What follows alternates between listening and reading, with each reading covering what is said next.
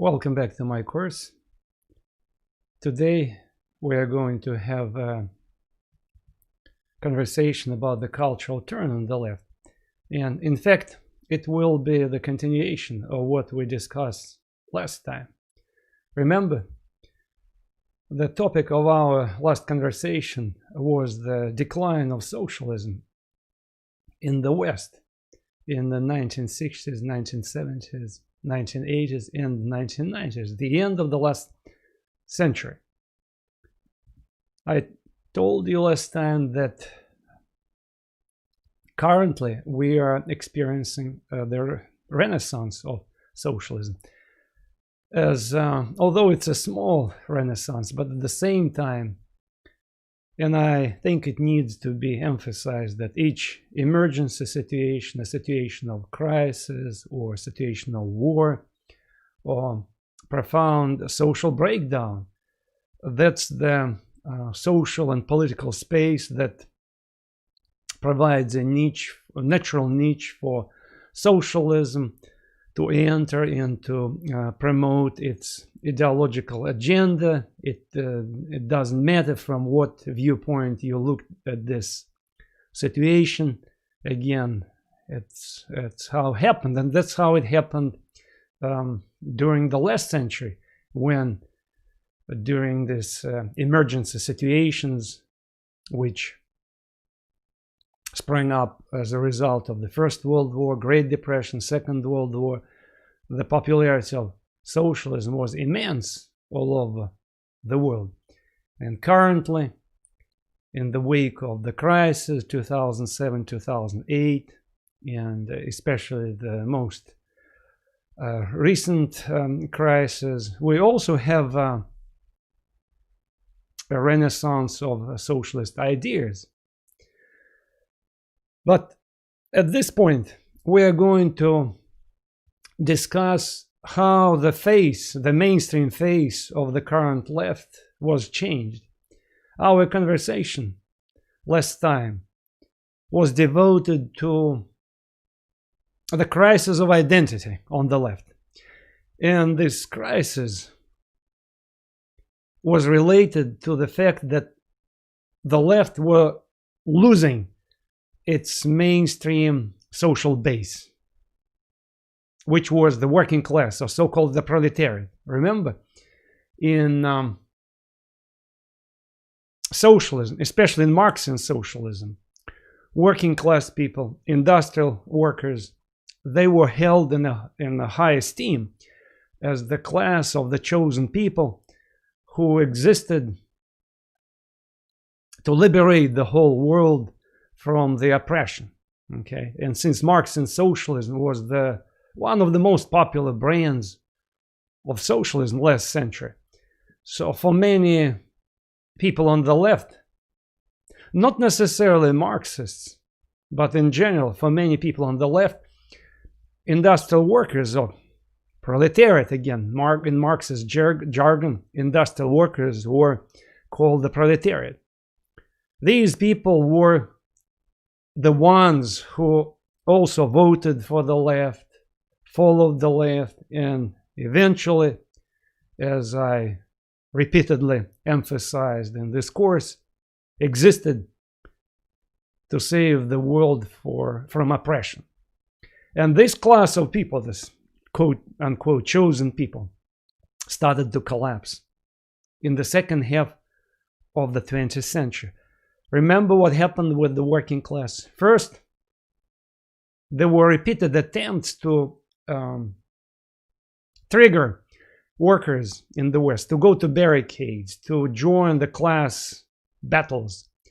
And radical leftists especially felt frustrated, and left in general, that industrial workers were reluctant to follow the radical changes. They didn't want to smash the system. They were not ready to go to barricades. And on top of this, they started less and less voting for the left. So these workers, who were the social base of the left, gradually, it didn't happen overnight, gradually started to drift away from those political parties, those movements who claim to represent their interests. Remember, I showed you last time the title of this book. The book that was written by André Gortz, a French social scholar, socialist, who revealingly titled his book Farewell to the Working Class. In this book, again, it's not only him who stressed what was going on with the working class. It was quite a few people who mentioned the same thing, who said that something was going on with working class. So working class was not our social base. And of course, social democrats who were representative of what? Reformed socialism, Edward Bernstein, remember, who talked about the peaceful transition to socialism. Social democrats were the first to gradually ditch the working class.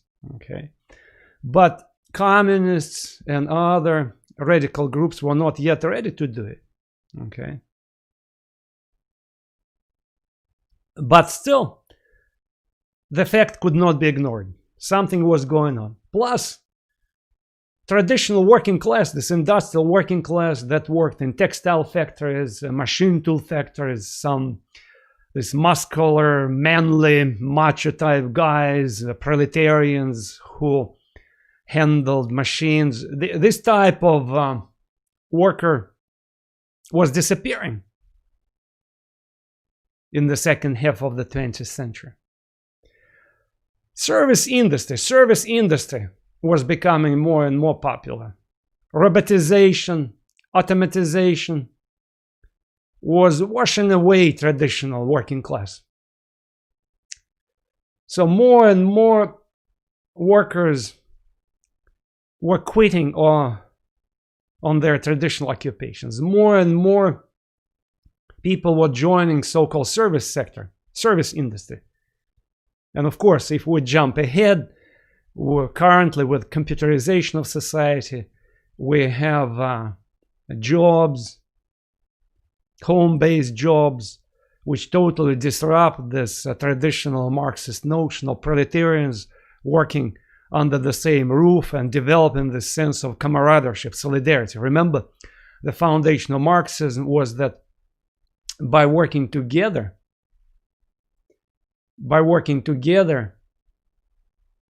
and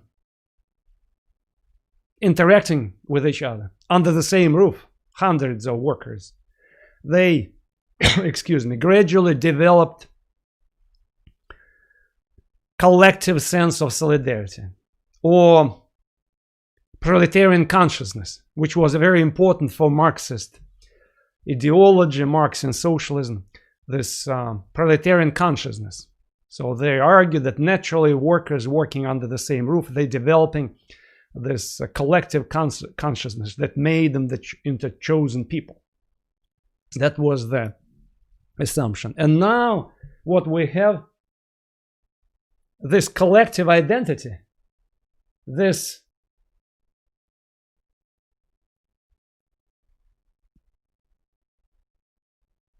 economic base that provided foundation for this proletarian solidarity was gone, almost gone. So what to do? We also mentioned that so-called the new left, who unlike social democrats did not want to give up on revolution, who didn't want to quit on smashing capitalism, who wanted to continue the revolutionary tradition of socialism. They started to rethink their own identity. Something needs to be done to replace this situation of stagnation on the left. On top of this, in 1956, Nikita Khrushchev, the new Soviet leader who took over after Stalin, he condemned Stalinism. He condemned Stalinist authoritarianism, which created this panic and a sense of pessimism among the radical left and Soviet sympathizers. Thousands of people quit on communist parties. Thousands of people quit on socialism since the cradle of revolutionary socialism. That's what people continued to think about Soviet Union, like the Mecca of socialism. Something was rotten about this Mecca of socialism. The new left movement emerges in Western Europe and the United States at the turn of the 1960s. And these new left, they pick up on this criticism and they begin to criticize Soviet Marxism-Leninism. At the same time, they begin to rethink traditional Marxist notions of the working class. Remember, again, working class and the proletarian mind, and that workers were the chosen people. That was one of the major pillars of Marxism. But the new left felt that workers could not be stirred for a socialist revolution. So some of them came to the conclusion that workers became corrupted. Herbert Marcuse, whose name we're going to mention today many times, it's one of these new left philosophers. He argued that bourgeoisie capitalists were corrupting working class. They created good living conditions for working class. They were buying the loyalty of working class. Interesting. It depends from what angle you look at this. You know? So he said that the fact that working class people started living better, they improved their living conditions, it was bad from his viewpoint. He argued that by improving their living conditions under capitalism, workers became corrupted. Yeah, interesting logic, but that's what he said. So we need to search for alternatives outside of Soviet communism and the old left. And plus, we don't accept revisionism of social democrats. Okay. So what do you need to do? We said that this quest for a new identity led the new left to denounce not only the West. Of course, West was rotten from a viewpoint of the left, US, the West in general, but it also led them to denounce Soviet Union, the Soviet communism. This new magazine launched by the New Left, called the New Left Review, equally denounced US and the Soviet Union. There was a quest started for a new revolutionary class. Who are going to be our surrogate proletarians? Who are going to fulfill this revolutionary role? Who is going to smash capitalism, basically? And that's when the New Left went kind of outside of this traditional Marxist-Leninist box and started shopping around for a good theory. Again, of course, they couldn't accept some capitalist bourgeois theories. They needed to excavate some Marxist books, or they needed to find something to justify their quest, to justify the changes. We mentioned this name, remember last time. Antonio Gramsci and his theory of cultural hegemony. Remember, Antonio Gramsci said, traditional Marxism argued that we need to seize economic bases, capitalism. That's what traditional Marxism wrongly argued. And Antonio Gramsci said, it's wrong. What we need to seize cultural superstructure, education, schools, mass media, and that's what will be the major goal. Why? Because he said, as soon as you capture culture, economics would fall into your hands. And as I said, in 1920s, 1930s, his theory was not accepted. Why? Because it was the time when traditional Marxian socialism was popular all over the world, and the notion was that workers were the chosen people. And first of all, you have to seize economic bases, you have to nationalize economy, and centralized planning would be on top, and we would plan the entire economy. But Gramsci said we don't need to plan, so we need to capture the culture. Okay, and Antonio Gramsci actually argued that, he said, unfortunately, workers, they were corrupted by so-called bourgeois consciousness. And that is why we need to seize the culture in order to cleanse the minds of workers, to prepare them to accept the better forms of life, socialist forms of life. And who is going to perform this role? And he said, intellectuals. So basically, Antonio Gramsci argued that the people who were best of all positioned to seize culture were intellectuals. Of course, in 1920s, 1930s, his position, his viewpoint was not accepted. Nobody in Communist International or among Marxian socialists could accept this, because it was heresy, right, to argue that intellectuals were the major revolutionary class. No, no, no. It was workers. Of course, workers were navigated by a vanguard, Communist Party, but it was still workers. They were the chosen people.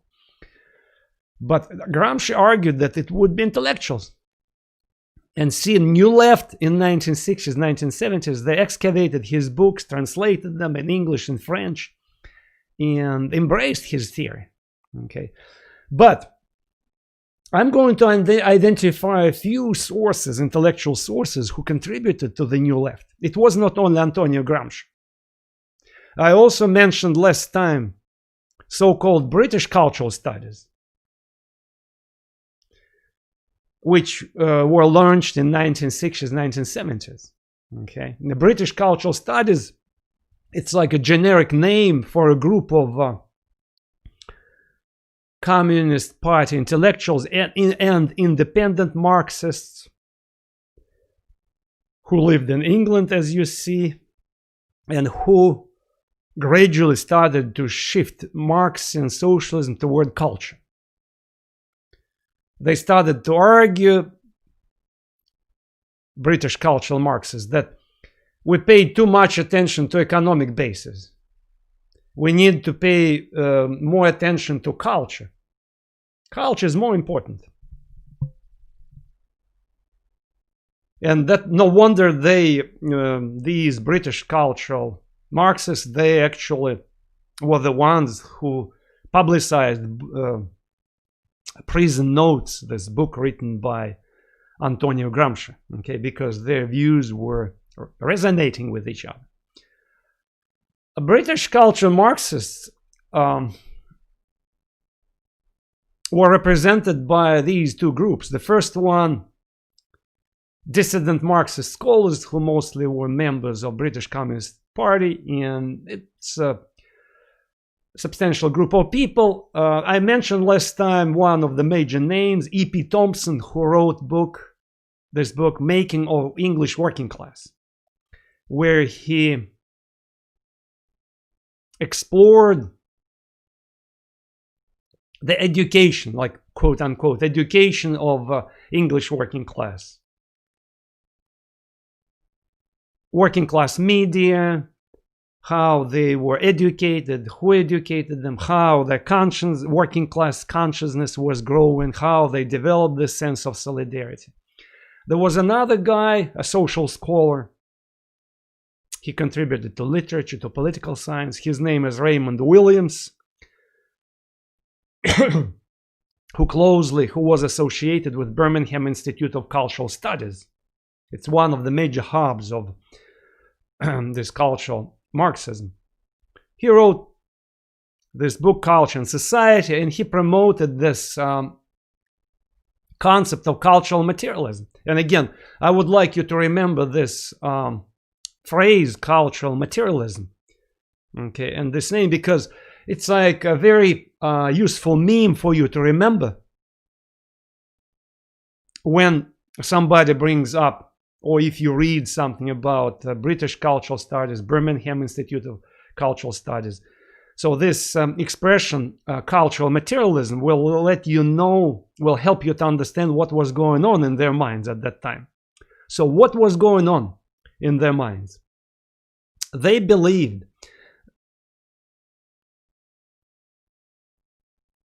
yes, working class is the cradle.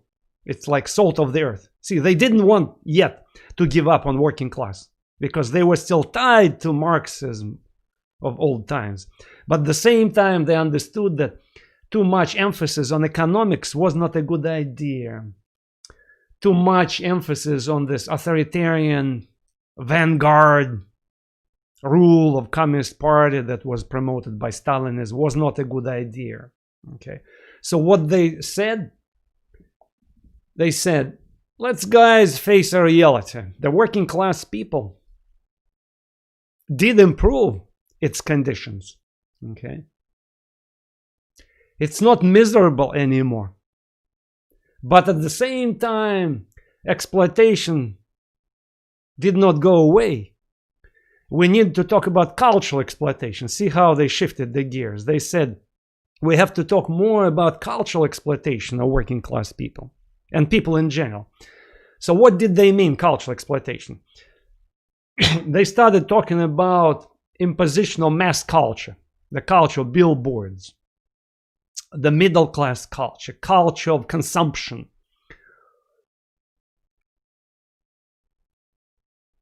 TV culture that they said polluted traditional working class ways. Okay, Raymond Wilson actually lamented this good old working class culture that was diluted by mass culture. That's what they criticized. They criticized very much Western mass culture, the culture of consumption, the culture of plenty, the culture of materialism. And they said that was the major problem right now about capitalism. And gradually, they started talking less and less about capitalism and more about Western civilization in general. Okay, they're shifting the gears. But I repeat, they did not give up yet. These people like E.P. Thompson, Raymond Williams on working class. Especially E.P. Thompson. E.P. Thompson still believed in this leading role of working class. But see, they shifted the gears. They said, it's not about economics, it's about culture. And by the way, unlike present-day people on the left, in 1960s, 1970s, 1980s, these new left people who emphasized the role of culture, they never had the problem by using this expression cultural Marxism. Okay, for example, people on the left today, they hate this expression. They think it's really horrible expression. You shouldn't use this expression. But again, in 1960s, 1970s, 80s, the left who were presiding over this cultural turn, they didn't see any problems with this expression, cultural Marxism. Okay. Another person who was excavated in the 1960s and 1970s by the New Left was a Hungarian philosopher named George Lukács, or Lukács. George Lukács, that's how his name is pronounced, Hungarian name. It's a very interesting person. In 1923, this guy released a book called History and Class Consciousness. By the way, George Lukács, he was a participant of the Hungarian Soviet Republic. Remember, I mentioned that in the wake of the 1917 Bolshevik Revolution, there were a few attempts in Europe to copy the Bolshevik experiences. And in addition to 3 attempts to make a socialist revolution in Germany, in Finland, in Slovakia, there was an attempt made in Hungary in 1919. And George Lukács was one of the leaders of this Hungarian Soviet Republic. He was appointed the Minister of Culture, or the Secretary of Culture in this Hungarian Soviet Republic that existed only 3 months, and then it was squashed. And he escaped to the Soviet Union, George Lukács. Lived for a long time in the Soviet Union. He joined the Communist International, miraculously survived the Stalinist Great Terror. He was even arrested under Stalin, but at the last moment he was released because he, on his behalf, a few Comintern leaders pleaded on his behalf, and he was released. He died in 1971, late enough to become a witness to his own glory, revived glory. So to his surprise, he still lived in Hungary. To his surprise, his book, which was totally forgotten, because his book was declared a heresy in 1920s, was suddenly excavated and picked up by the New Left and was read, praised. What did he say in this book? In this book, essentially,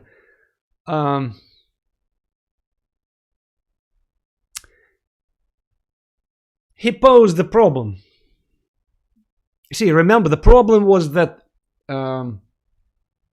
right in the wake of this failed revolutions in Europe, when Western communists, Western radical socialists could not repeat the Bolshevik experience. They did try, as I said, but they were defeated. They started thinking what we need to do in order to be successful in smashing capitalism. And there were different projects, suggestions, and George Lucas was one of them. He said, our big mistake was that we communists who are in charge of working class people, we did not embrace enough the spirit of proletariat.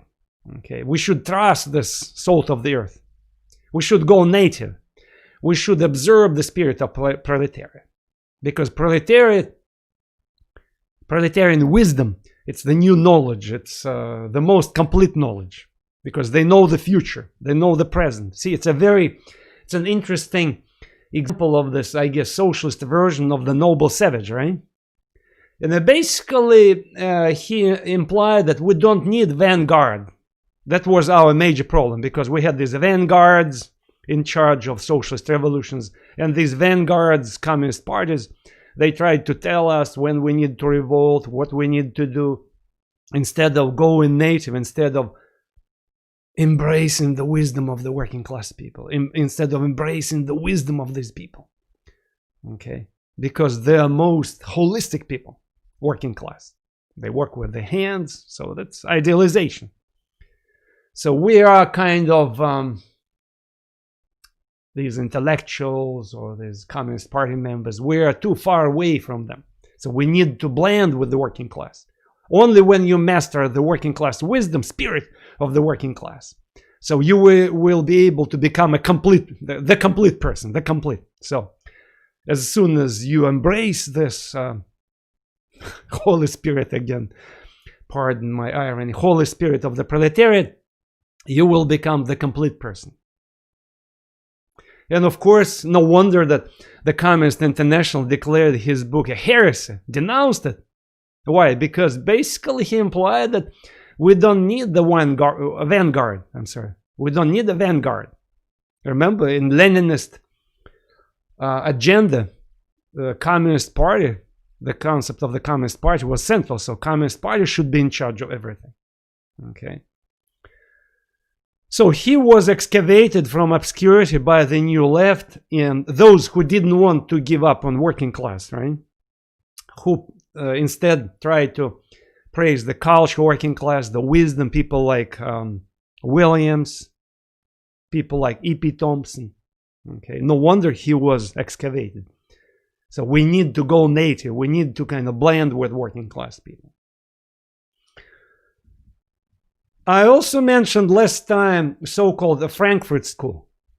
Very important. A group of German Jewish Marxist intellectuals. By the way, George Lukács was one of them. In fact, the first meeting of the Frankfurt School of Thought, 1923,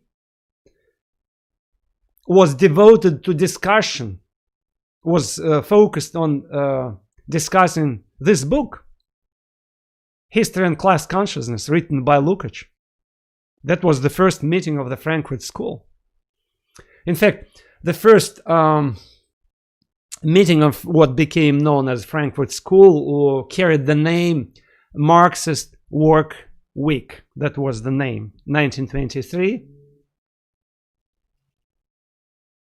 In the German town of Frankfurt, a group of German Jewish Marxists and a few Germans, they got together thinking about how we need to revise Marxism in order to make it successful as a revolutionary movement, as a revolutionary teaching. Okay. And later these people received a big donation from one of them. One of them was a very big, very rich guy.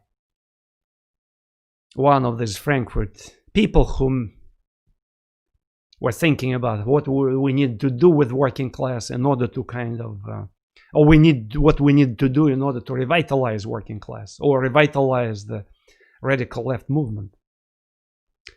So he made a donation, and a permission was granted by Frankfurt University to create an Institute of Social Research within the Frankfurt University. That's what became so-called the Frankfurt School. The Frankfurt School was later expanded and included new people who joined. Some of these names you may have heard. I'm going to mention them. Erich Fromm, who became a famous psychoanalyst in the United States. He reached these famous books, in fact. The Art of Love, Socialist Humanism, okay, Humanism and Psychoanalysis, Escape from Freedom. So a lot of books. Theodor Adorno, famous musicologist and who researched Enlightenment. Marx Horkheimer, Leo Lowenthal, Frederick Pollock, who was a famous economist. Franz Leopold Neumann, who wrote one of the major, to the present day, still relevant books on National Socialism, analysis of National Socialism. Leopold Neumann, by the way, he was simultaneously a Soviet agent who worked for a Soviet foreign intelligence,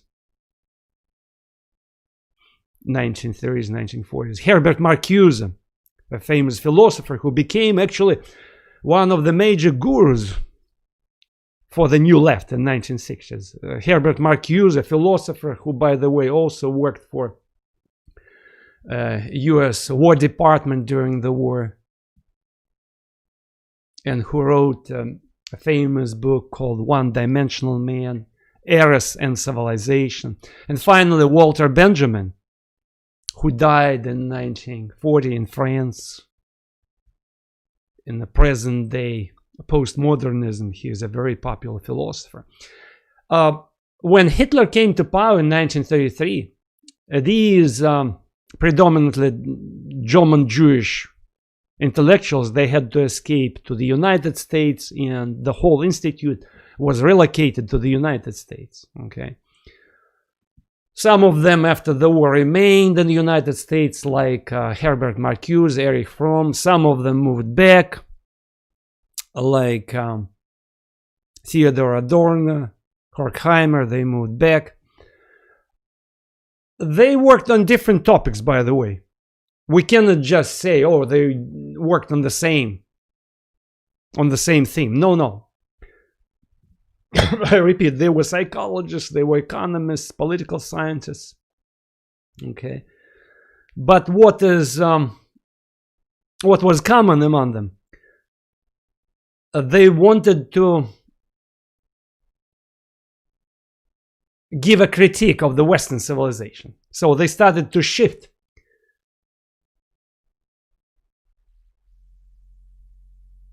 the debate from criticizing capitalism as economic system to the criticism of Western civilization in general. Okay, that's what they did. They also were among the first to revise the role of the working class people. They started as early as 1923.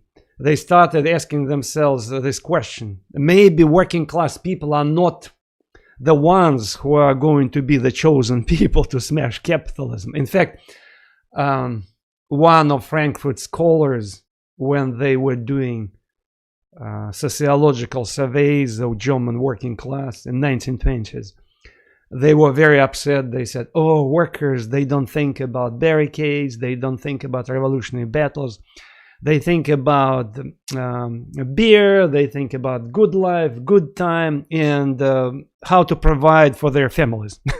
So in their minds, it was not a good thing. Anyway, so we will keep our judgments for ourselves, but that's what they thought. Plus, some of them started to shift their research toward more towards social scholarship, okay, and toward the culture. Remaining activists, they started to shift their activities toward just plain scholarship, social scholarship. One of the major first changes they made was merging Marxism and Freudianism or psychoanalysis. See, they said we need to merge psychoanalysis and Marxism. Why? They said Marxism paid too much attention to economics. Marxism, traditional Marxism, treated people as big social aggregates, like big groups. But humans are more individuals. Even collectives cannot be explained through the eyes of economics only. So human beings are not driven not only by human beings and collectives, human collectives, and of course especially individuals, but even human collectives, because at that time, 1920s, 1930s, still people operated with these big aggregates, collectives, classes. But they said, even classes, big groups of people, they are not necessarily driven by economics. There is a culture, psychology, emotions, and that's what we need to study. And Sigmund Freud, from their viewpoint, was the one who tried to excavate this collective mindset of people. So how people are driven by the hidden emotions, hidden impulses. So let's bring together Marxism and psychoanalysis, and it would be good. They started to talk about dark sides of Western civilization. They said, human beings in general are oppressed by Western civilization, tradition, family, religion. It's not only about economic institutions of existing society. It's also about all repressive institutions, such as church, family, media, psychiatrical hospital, whatever, school, all these institutions, they can be repressive institutions. So we need to smash these repressive institutions. By the way, some of the people, some of them on the left, believe that being by the sheer fact of belonging to the Jewish minority, who were discriminated by surrounding German society, they projected their insecurities to the entire society. So there were ethnic biases among them. So whatever they ascribed to the general society might be relevant to only them as members of the German Jewish minority who were discriminated by the general society. So, for example, Recently, I read memoirs by one of the veterans of the New Left. His name is Jeffrey Bershadi. He wrote a book on memoirs called When Marx Was Relevant. And there, it's an American New Leftist. And he said, when I read these books by Marcuse, Adorno, Horkheimer, I had this impression that they projected their own ethnic insecurities to the rest of us. So we have to approach their analysis with a grain of salt. Okay, but their contribution was huge. Frankfurt School. Why? Because first, it was a big group of people. Second, they were able to occupy important positions in German and American universities. Okay, and they influenced German, English, and American humanities immensely. Okay, in fact, that's what their big influence they exercised on Western humanities.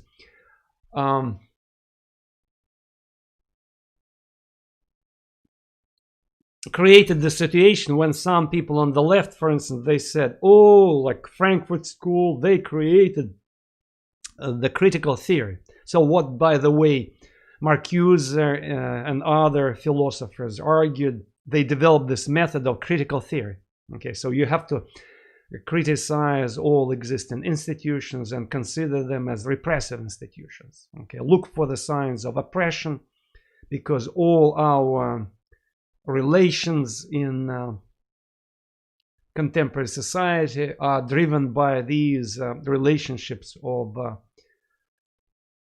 domination and oppression. Okay, and identify in existing system these institutions, criticize them, and so forth and so forth. It became known as the critical theory. And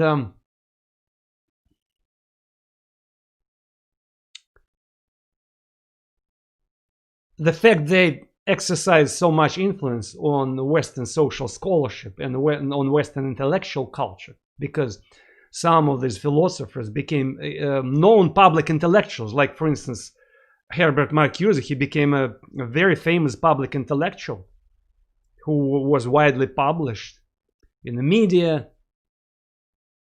Erich Fromm, same. His books were bestsellers.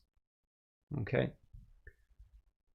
As I said, the fact they exercised so much influence on Western humanities and intellectual culture gave reason for some people on the left say, oh, they totally kind of reshaped our humanities. Whereas some people on the right started to argue that, oh, this Frankfurt School, that's the major leftist,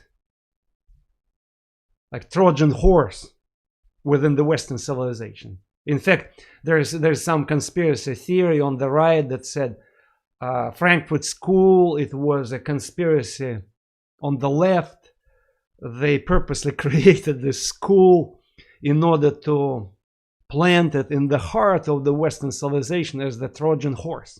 Okay, and of course, they forget that no school of thought can become popular if it's not supported from below. So there was something going on below on the ground that made this school, for example, relevant.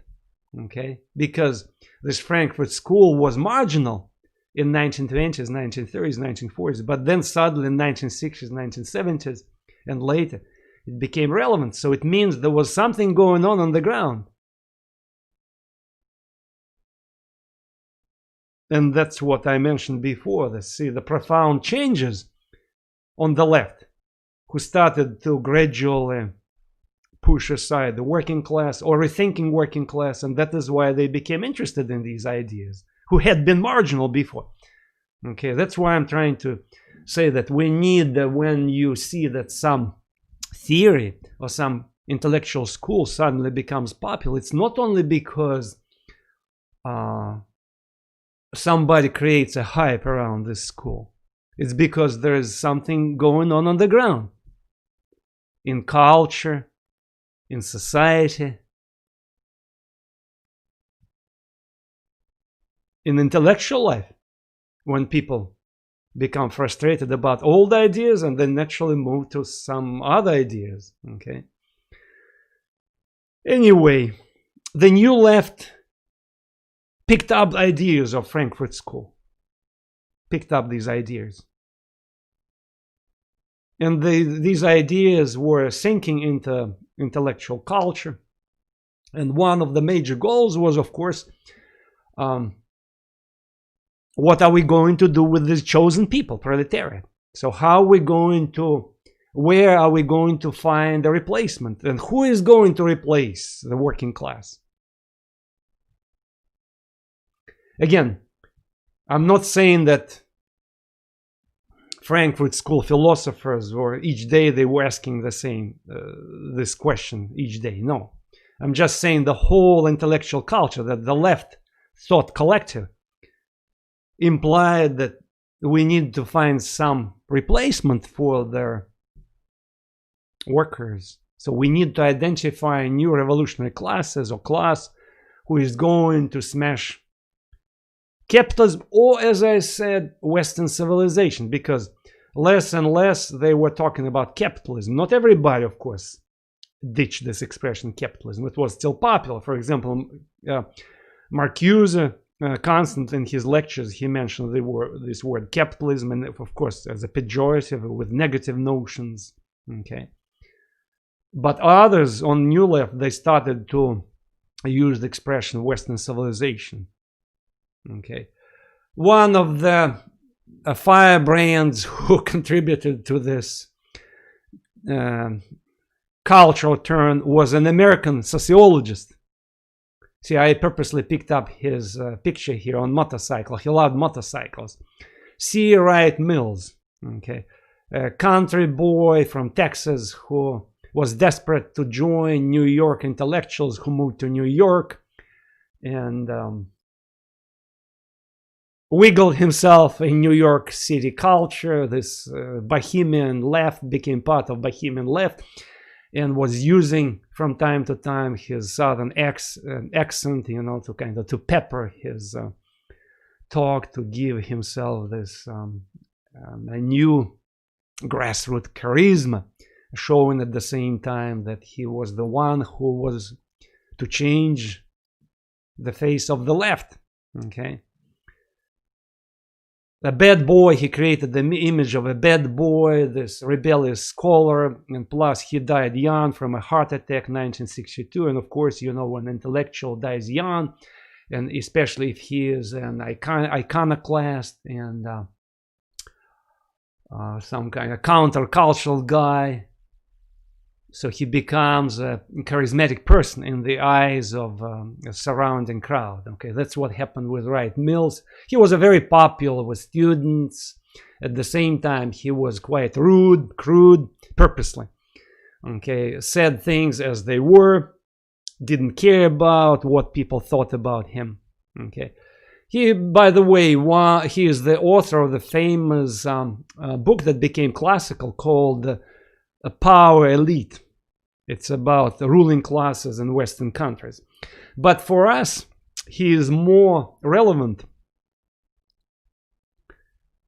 because of his hurricane campaign to change the face of the New Left. He contributed to these debates that were going on in UK and partially in United States about who is going to replace the working class people as the major revolutionary class. And he goes to UK, by the way. He joined this crowd of UK Marxists, goes to radio, contributes to their magazine, the New Left Review, and he even wrote an interesting manifesto called The Letter to the New Left. In fact, the picture I'm using here, right here, the picture I'm using here, it's a cover of the same magazine which published this letter to the New Left, written by this guy, sociologist C. Wright Mills.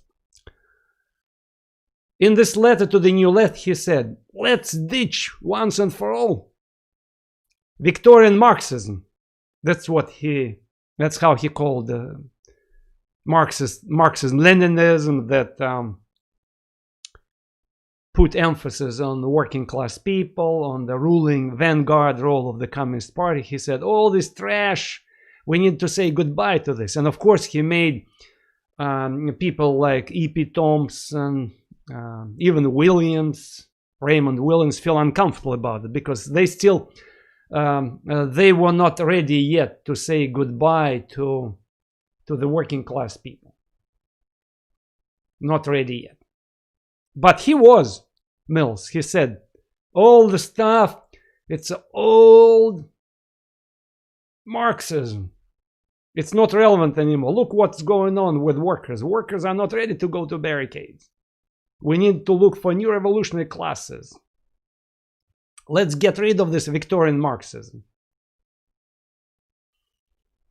And who is going to be the chosen people in this case? He said, look, workers became desperately corrupt. But intellectuals, by their status in society, they are marginal people. These are the guys who are going to be the chosen people. These are the guys who are going to smash capitalism. He didn't like, not only like many among the New Left, he didn't like the West. At the same Western countries, they were bad by default, of course, because they were capitalist. But at the same time, he didn't like the Soviet Union. He said that Soviets, they betrayed the cause of the left. They became bureaucrats. And by the way, once he did visit the Soviet Union, it happened before he died, I think 1961. And when since he was rude and crude, he purposely decided to taunt his Soviet host when they asked him, what would you think about the Soviet Union? And they expected from him, of course, praises, the words of praises, like a lot of fellow travelers. But he simply said, I will respect you when you publish writings by Leon Trotsky, just out of the blue. And by the way, he was not the fan of Trotsky himself personally, okay? But he just said it for the sake of irritating his Soviet hosts. In his view, from his viewpoint, it was the intellectuals who would be these people who were able to change society, because he said, look, right now intellectuals becoming more and more important. Look at the students. We have the whole class of people and their numbers growing. And by the way, he capitalized on the natural thing that was going on at that time in the wake of the Second World War, because indeed the college education was becoming more and more popular in Western countries. In the United States, because of GI Bill, we had a huge number of students. So the whole college population dramatically increased in the wake of the Second World War in 1950s especially. So, and that's what gave him this reason to consider that, oh, intellectuals becoming like new proletarians. Okay. And by the way, his American compatriot, one of the leaders of SDS, you probably know this, SDS, it's a New Left organization, US-based, which was active in the 1960s. Tom Hayden, who was one of the leaders of the New Left, he literally, he read, of course, C. Wright Mills. He was reading some bits and pieces, whatever was published in New Left Review about this, we need to ditch working class. And finally, he issued his verdict. He said, working class is not just the missionary force we can count on, unquote. So we need to find the new classes, or new class. So this big question, who is going to become the mover and shaker, the class messiah? And that's when the attention of New Left was gradually turning toward other areas, other groups. Since nothing was going on in terms of revolutionary struggle in Europe, because working class of Europe in the wake of the Second World War dramatically improved their living conditions, and US workers too improved their living conditions. But at the same time, in the Third World, the new left, they saw it. They saw that in the Third World there was a national liberation movement growing. And they were very radical, these newly liberated countries, like Tanzania. Remember, we talked about Tanzania, African socialism, Kenya, Egypt, Arabic socialism, India, China, Mao. Remember, Mao Zedong, China, the huge Communist Party of China that denounced the Soviet revisionism, or denounced the Soviet goulash communism. So we need to be more revolutionary. US is the paper tiger. So we need to go to barricades. So it inspired them. Cuba, 1962. Fidel Castro, jungle warfare. Che Guevara, another martyr. Okay, so all these third world leaders and movements inspired them. Plus, there was a civil rights movement in the United States. Plus, there was anti-war movement against the war in Vietnam. So basically, driven by these circumstances that was going on in the West and in the Third World, they started to change their identity, new left. And the mainstream left in general, they started to argue. Remember, I showed you the slide just to visually to show you how this identity was changed. They said, not anymore old class of industrial workers, because these are not this is not a revolutionary class. We should say goodbye to this class. Plus, it was a very misogynistic, because we idealize these muscular males, but women were also part of the working class. In fact, if you, as a historian, I will tell you that women actually were the first industrial workers, because at the dawn of the Industrial Revolution, if you remember, women were the ones who had been hired to work in textile factories, and then males followed. Okay, when the railroad industry, iron industry, coal industry started to expand. But originally in England, remember, Industrial Revolution started with these young girls who had been hired for lower wages to work in textile factories. So it was a valid argument on the part of the new left. They said old Marxism was a very much male-oriented. Okay, it's not good for us. And then they said, now the major revolutionary role would belong to the Third World, because look, they're in the forefront, or people of color in the West, women, students. See, here they followed, of course, C. Wright Mills, who argued that students, intellectuals would be the revolutionary class as well. Gays, because there were, if you know history, in 1950s, 1960s, 1970s, there was still a lot of prejudice against gay people at that time. Okay, so that's what inspired left, because they said we need to raise their issues. So they're going to be among the new revolutionary people who are going to smash capitalism. Of course, the people on the left, they were not talking about, not only they were talking about giving rights to these people. What they argued, they said, we need to smash entire system. Only when you destroy entire system that existed in the West and switch to socialism, that's when everybody would be free. People of the Third World, people of color, women, students, gays. You know, see, they wanted to completely eradicate entire society. So that was the argument. Let me just show to you, for example, how old Marxism, Marx and socialism, was revised in the light of these new left ideas. And you will see clearly what was going on. Okay. For example, everybody knows about the feminist movement that was expanding 1960s, 1970s. I'm not going to tell you here about the feminism of the first wave, feminism of the second wave, the third wave, the fourth wave. You can read it online. I simply bring up feminism in order to talk about how socialist ideas were sinking into feminism, and how some old type feminists, they were also assimilating ideas of socialism, and how they revised Marxism, socialist feminists. Okay, and you will see what I mean when I say that cultural issues became more relevant. For example, many men and women who were part of the New Left, they started to revise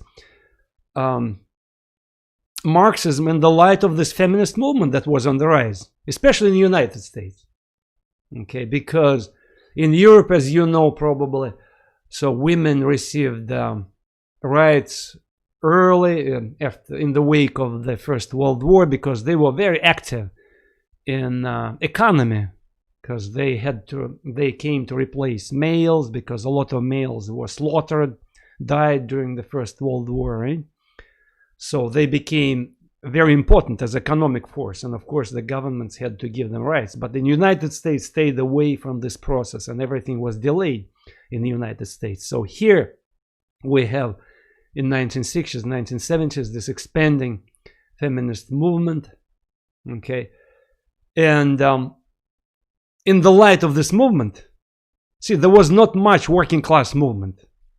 Okay, there was not visible if you compared it to the feminist movement, anti-war movement, or civil rights movement. And that's what, I repeat, inspired socialists and communists in this case. So they kind of go and approach these movements, and they begin to either integrate themselves into these movements, or they try to invite the members of these movements to join them.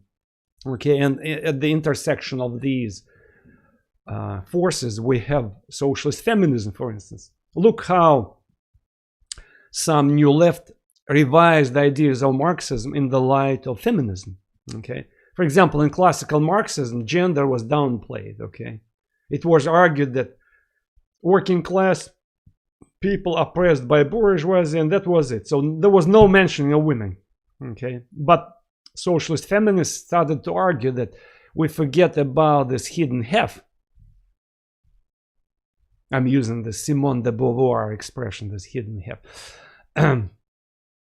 Socialist feminists started to argue that liberation of women will come with the destruction of capitalism. Okay, and they started paying more attention to classical Marxist works that were forgotten. For example, Engels wrote this book called The Origin of the Family, Private Property, and the State. Here, Friedrich Engels, if you use German spelling, he argued that at the dawn of history, human history, society, and remember there were socioeconomic formations at the first tribal stage, he argued, Engels, the people were ruled by matriarchy, these matrons, and he used the Rockway Indian society by making this argument that all humankind at the dawn of human history, they were ruled by matrons, matriarchy, and then patriarchy comes, replaces, and that's when exploitation, oppression of people begins. So these socialist feminists, they excavated this work and started to publicize it, and again, making a point. One of the classical books in terms of the socialist feminism was Sheila Robotham, who argued that traditional Marxism was infested with patriarchy, militarism. And she made an interesting point. She basically, that it was, if you put yourself in Marx's shoes, it was quite, it did make sense what she made. It was a very much logical argument. Look what she argued. She said, classical Marxism recognized as the legitimate occupation only male occupations, when males worked in iron factories, in the railroad or coal mines, the traditional proletarians, like flexing their muscles, But Marx never mentioned child rearing, housewives, so-called housewives. He never thought about giving credit to household work. But women were performing this household work almost 24/7. So Marx should be criticized on this.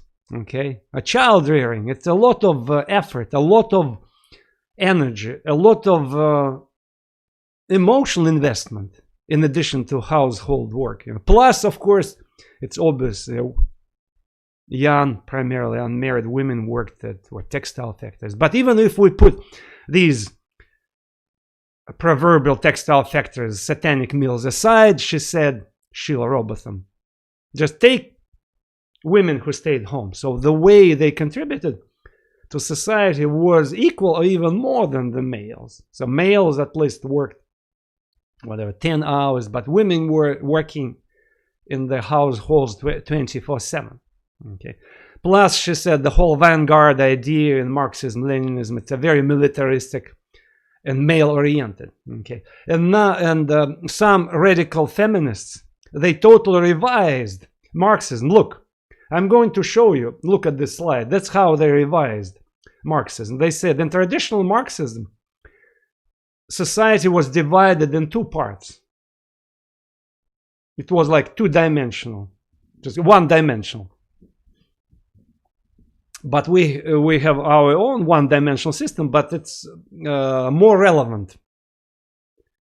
Radical feminists argued, who revised Marxism. They said under Marxism, they argued that under capitalism, proletariat was exploited. And again, women and men were not separated here.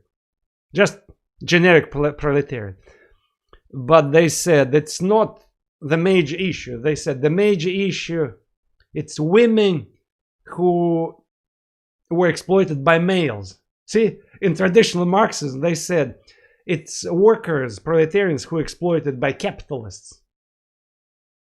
But radical feminists who continued the left tradition, who sympathized with socialism, they said, oh, no, no, no. These are not two classes of people. It's the major contradiction in our society. It's not between capitalists and proletarians. The major contradiction between males and females. So patriarchy and males are the major oppressors. And women are the ones who oppress. See, that's how they revise. See, it's same, the paradigm is the same, but they feel this kind of paradigm with new content, right?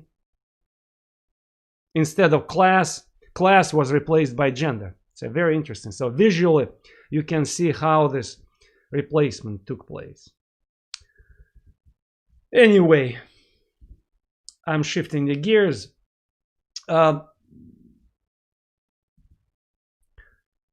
But what needs to be done from a viewpoint of the new left? So how are we going to proceed to change the culture? How are we going to proceed to change the existing system?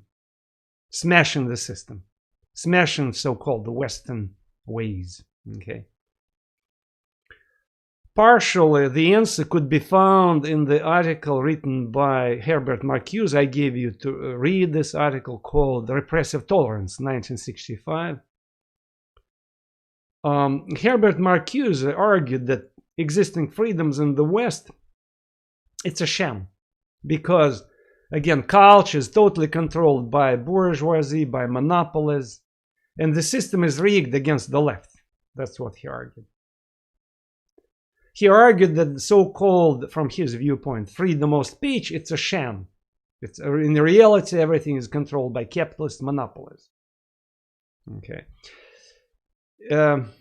Remember, New Left, they operated within this paradigm. They said, we need to seize the culture, and then economy would come.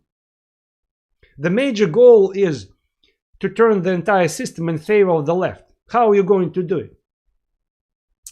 See, for people like Marcuse, he was originally Marxian socialist who kind of was shifting toward the culture. For them, political struggle, it was a zero-sum game. Okay, he didn't want. He believed that either we win,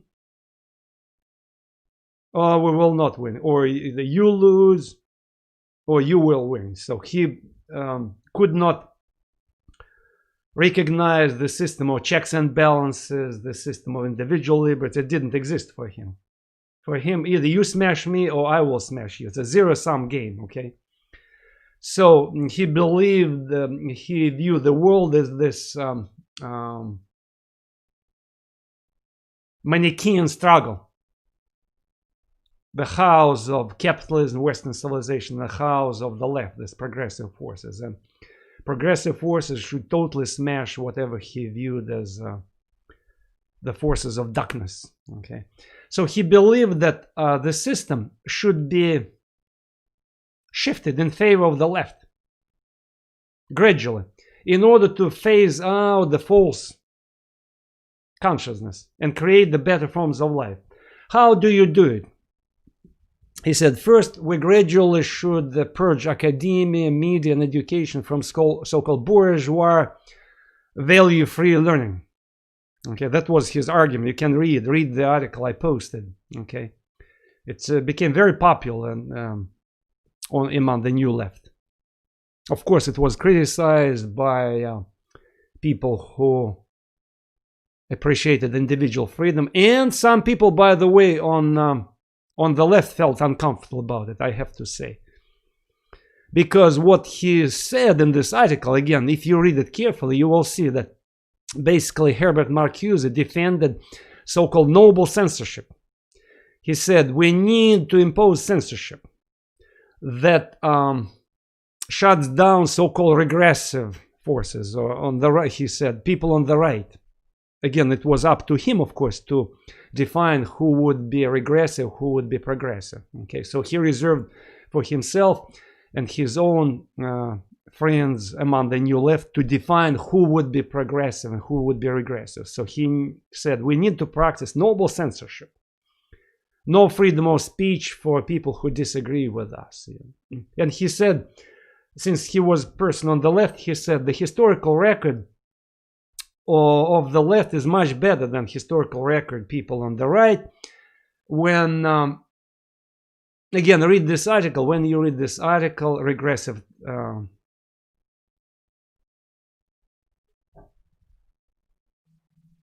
repressive tolerance, when you read this article, you will see that he said, when somebody says that, oh, what about the Russian Revolution, Chinese Revolution that killed so many people?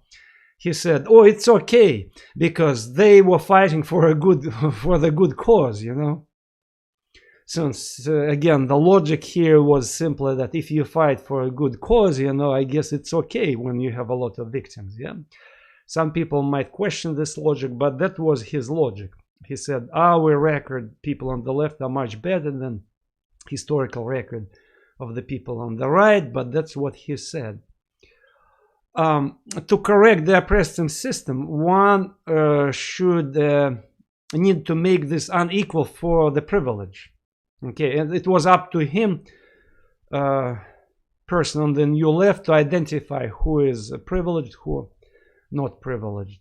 Okay, I quote from his article. Again, you can read it if you go. Liberating tolerance would mean intolerance against movements from the right and toleration of movements on the left, unquote. Okay.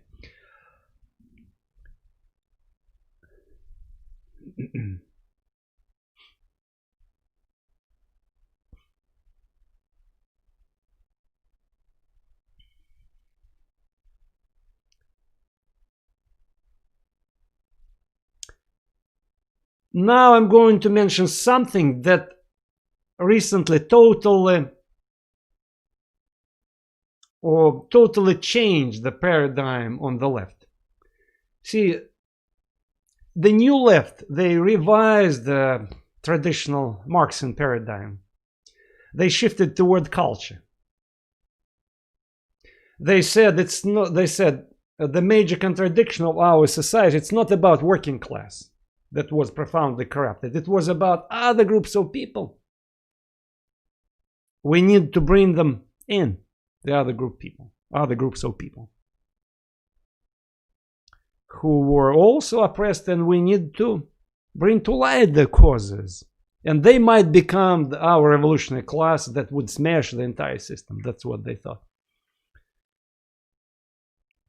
But in the 1970s, 1980s, there were some people on the left who said, are you sure it's the case? Are you sure that we need to treat people as members of big aggregates? Yes, you try to problematize the class system. It's not about working class. We agree with you. But still, economy, for some people, remains important. But at the same time, you are right, New Left. Culture is also important. Lifestyle is also important. Gender issue is important. Okay? Because in 1960s, 1970s, women were demanding equal rights. It's important. How about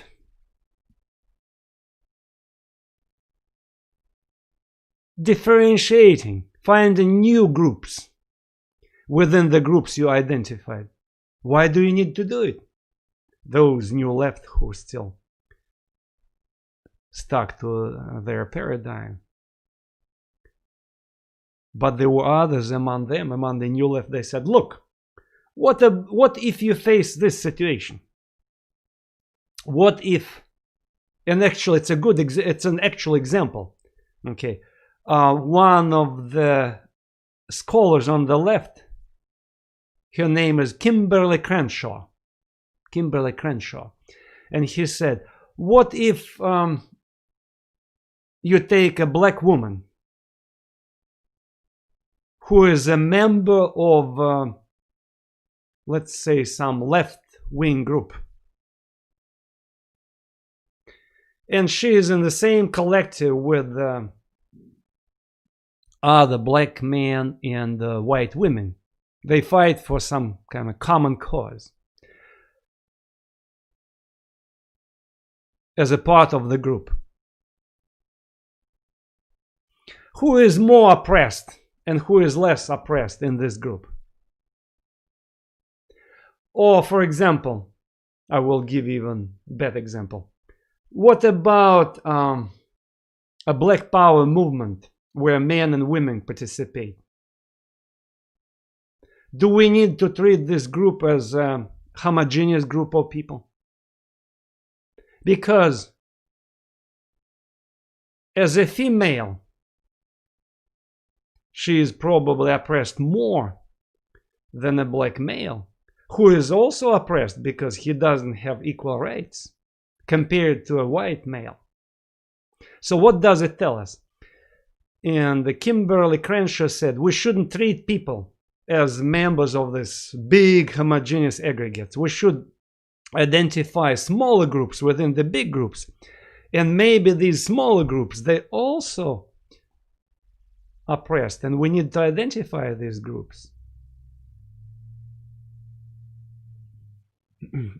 Again, a very logical question. If you put yourself in the shoes of the New Left, you will see it was a logical question what she asked. Very logical. She asked a good question. Because look, the New Left, they identified these groups like gays, students, women, third world people. Okay.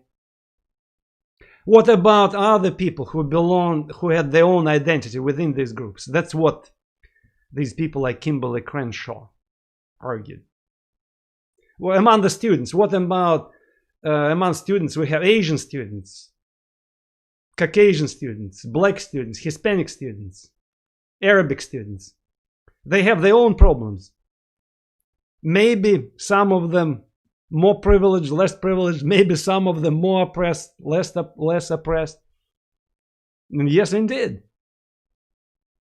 They have their own issues, they have their own complaints. So we need to identify these groups of people. What about transgendered people? They have their own problems. So that's when we need to step into a new realm called intersectionality on the left. See, The theory that was articulated in 1970s, 1980s later became very much relevant on the left in 2010s especially. That's when it comes to the picture. So what these people like Kimberly Crenshaw, there were many other people, I just mentioned her name, they brought to life so-called intersectionality. They asked correct questions, by the way. Working within this left paradigm, they asked correct questions. And they started to problematize what? So-called racial pentagon, because by the 1970s, remember, the United States was formally divided for like social purposes in these 5 big groups, like what the Afro-Americans, Caucasian Americans, like Native Americans, Asian Americans, and Hispanic Americans, right? These the big groups like ethno-racial pentagon, plus a gender group, men and women. But intersectionality scholars and activists, they came to what? To question this system. They said, look, in let's take this category as gender category. We find within this gender category many subgroups. Okay, transgendered people who already question this category. Among so-called African Americans, black people, we see a bunch of different categories. Sometimes these categories, they interlap, they intersect with each other.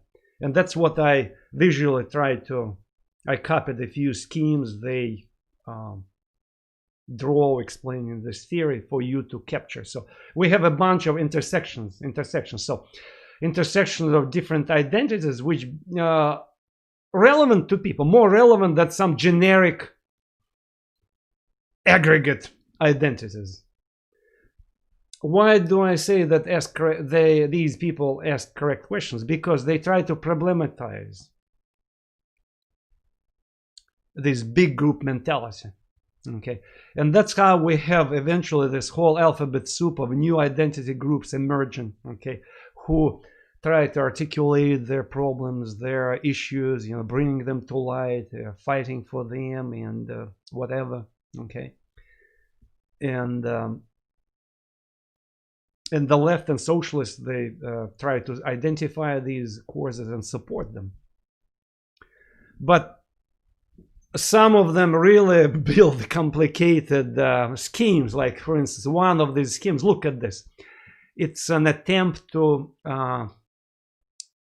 divide our society and classify our society in terms of who oppresses and who oppressed in our society, who dominates and who belong to the group of the dominant people. So which, I repeat, problematizes the whole concept, not only the old, the left class structure, but also the new left concept of these identity groups, like 5 identity groups plus gender. So 6 major identity groups which were singled out by the new left, or in addition to the third world people. And by the way, intersectionality scholars, they said, if you go to the third world people, they correctly stress this, you will find a bunch of new identities in third world countries. You cannot just say that all third world people, it's a homogeneous group, they all against some Western civilization or something, they have a common cause. No, because you may find a bunch of different groups, okay, and they have their own interests, they have oppressors, oppressed people. Basically, what I see it, again, I try to be a neutral person, you know, like to kind of move myself outside and look at what's going on. I see that intersectionality activists and scholars, they pose correct questions. But if you take logically, if you go to the very extreme, asking these logical questions, because maybe within these small groups identified, intersectional groups identified by intersectionality activists and scholars, you will find even smaller groups. And essentially, it's from my viewpoint, if you push this scheme to the very extreme, you will actually go on down to a one human individual, okay?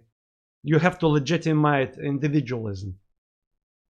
Because you come back to a simple, logically speaking, you come to a simple conclusion that all of us We are individuals with our own identities who might also be oppressed or oppressors at the same time. We might be oppressors and oppressed at the same time because we are human individuals. And maybe the whole issue about our individual problems we might have from time to time with society, with other people. But it's my guess. Again, you might disagree with this. I simply want to problematize these intersectionality theory, which I repeat correctly was introduced to problematize the new left paradigm. Okay, do you see the logic here? Like, think about these things, read more about these things. Again, I don't have all the answers. You might have your own answers here. In addition to all these issues and problems, identifying these groups of oppressed and oppressors and looking for a new class.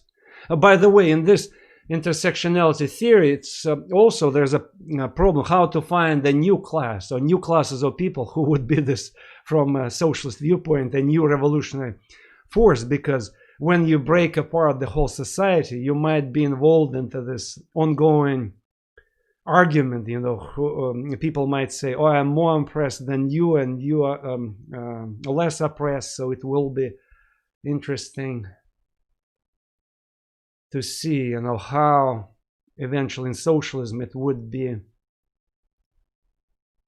reasoned. That's how they will find, again, from their viewpoint, who is going to be the new class of people or new classes of people who would smash the system. Are we all going to be, all of us, eventually? Like,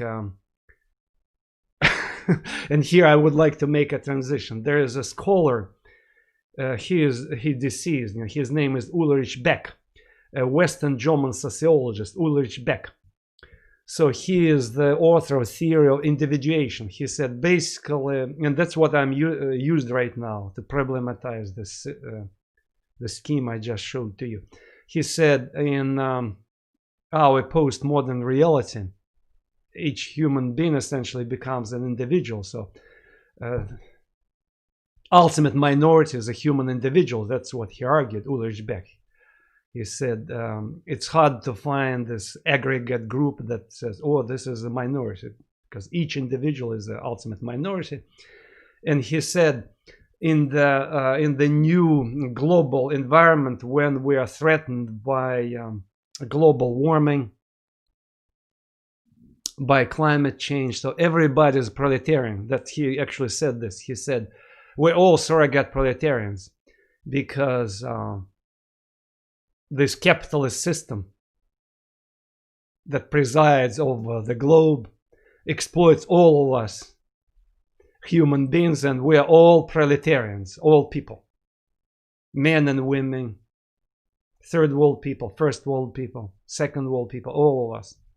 Okay, and here I would like to bring something to you about another dimension which New Left also triggered. It's green socialism or eco-socialism. Okay, and that is why I brought Ulrich Beck, who said that in the new circumstances of when we are facing ecological catastrophes, he said, so all of us, we're all proletarians because we are all oppressed by this economic system that destroys the nation. Okay, eco-socialism, which emerges in 1970s, 1960s, which capitalizes on the real issue, how to resolve problems of pollution, ecological problems. We do have these problems, you cannot deny this.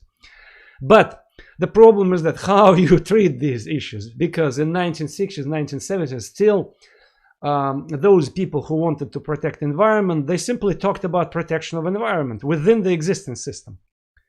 But here come people who, like Marcuse, he delivered the landmark speech in 1979. He said, you should not simply protect environment, animals. you should smash the system because capitalism or Western civilization is evil because it's the system that destroys the environment.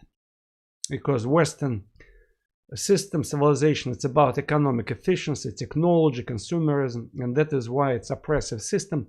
And in order to resolve ecological problems, we need to fight against the system. That's how he said. And it was an attempt to link socialist movement to ecological movement. And indeed, we have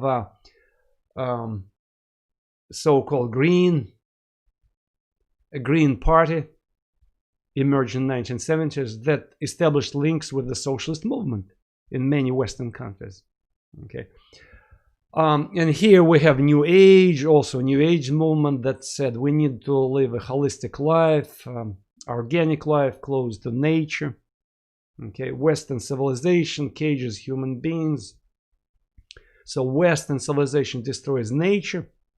See, Western civilization was viewed by these New Left as evil civilization, and that's how this link was drawn between Greens, ecological movement, and socialism. In the New Left and the eco-socialists who grew out of the New Left, they started to argue that the old left, like Soviets or like old communist parties, like French Communist Party, Italian Communist Party, they were too obsessed with material growth, with poverty, with living conditions. We don't care about this. Yes, working class people improve their living conditions. They don't starve, they have 2 cars, they have good houses. Okay, so what? But the Western civilization, that's what the major danger, because, interesting, they said that the major problem right now is not poverty, but the plenty, that's consumerism, okay? The threat to nature is becoming one of the major problems. So that is why we have in 1970s, at first, there were some members of the Green parties, radical members of ecological movement that came up with this apocalyptic prophecies that the planet was going to die. For example, in 1962, there was a book popular by Rachel Carson, I think her name, that was called Silent Spring, where she said the whole world was going to be polluted, was going to die because we have DDT. It's like poison that poisons the environment. We pollute the nature, we destroy the nature. It's one of the triggers for eco-socialist movement. Then there was a book published, bestseller, called The Limits of Growth. It's a club of Rome, a group of scholars that released the book in 1972. The title of the book, it's like a report, science, quote unquote, issued by a group of scientists, Western scientists. They said that our resources of our planet is limited. By the year 2000, we are going to, the oil would be gone, copper would be gone, food resources would be gone.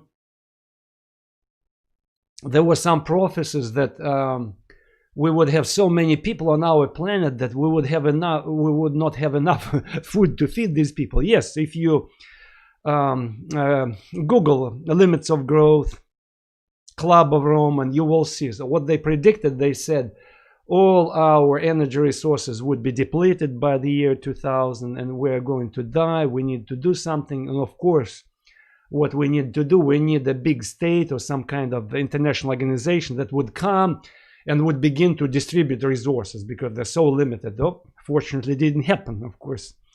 But again, you know better than me that we have a lot of prophecies that the planet is going to die, and some people, they were always existing in not only in the Western culture, but in other countries. This apocalyptic prophecies about the death of the world, you know, we have them among the religious right, and on the left we have secular prophecies. Again, in 1930s, it was a prophecy about the death of capitalism, that during the Great Depression, the whole world was going to die if we don't change the system of capitalism.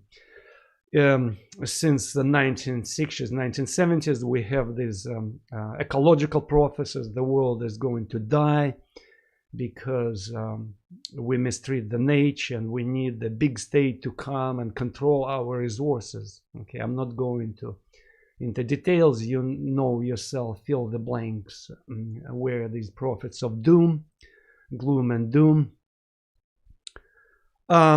Eco-socialism is one of the major groups, one of the major movements that emerged from the new left, okay, who also capitalized on real problems, but of course they take them to the extreme, and they kind of prophesize the end of the world unless we bring to the picture this big state, that like big father, that would centralize the whole economy, would shut down certain industries and tell people what to do, okay, because they believe that there is a scientific consensus about things. You know, of course, they forget that there is no consensus in science. The scientists always argue with each other, and that's how the science develops. But it's another issue. Among those people who followed the new left, who became eco-socialists, this group of people who believe that the major contradiction of our society is not some class contradiction, not some racial issue or gender issue, are people who believe that the major issue is the man and the nature. Again, see, it's about what you believe the major issue is. And eco-socialists, they focus on what they think the major issue of our world. It's men, women, or human beings, and the nature. Okay, they believe that's a major contradiction. Within this group of eco-socialists, they believe that one group believes that we need a big state or some kind of big organization like United Nations, who should regulate the whole world, distribute resources, tell countries how much energy they should produce, what kind of energy. But there's another group, it's so-called libertarian eco-socialists, who believe in local control. They say that we need small-scale production, we need self-government, we need less regulation. It's minority groups among these people. These people capitalize on some views propagated by New Left, who argue that small is beautiful, the small-scale economy, okay, that's a New Age economy. But I repeat that they are not as popular as the first group that argue that we need a big organization, a big state, or some kind of UN come and regulate all the resources. And I guess on this note about green socialism, about environmental socialism, I'm going to finish my story. Again, the story of socialism doesn't finish here. I repeat, each emergency situation of crisis, situation of social breakdown, when different parts of societies become radicalized, when they cannot find a common language, when society becomes in different countries polarized, when people accuse each other, that's when, I repeat, the socialist ideas become amplified. And today, by the way, we live through exactly this period of time when the ideas of socialism become amplified. Okay, we have many socialist organizations in such countries like United States, in UK, increasing their membership. But at the same time, there are other scholars who argued that the golden days of socialism, they are gone, that we currently have nationalist forces on the rise. Okay, basically we have in our society different groups of people arguing for political influence. We have definitely nationalism on the rise. At the same time, we have libertarian forces on the rise, we have socialism, and nobody knows who would prevail. You know, we are not prophets. We will see. We will sit and see who will prevail. And it's society. It's an open question. Nobody knows the answers. We have a bunch of prophets who want to prophesize what our future will bring to us. You know, you and I, we are not prophets. On this note, I will finish my story. Thank you for your attention. Good luck.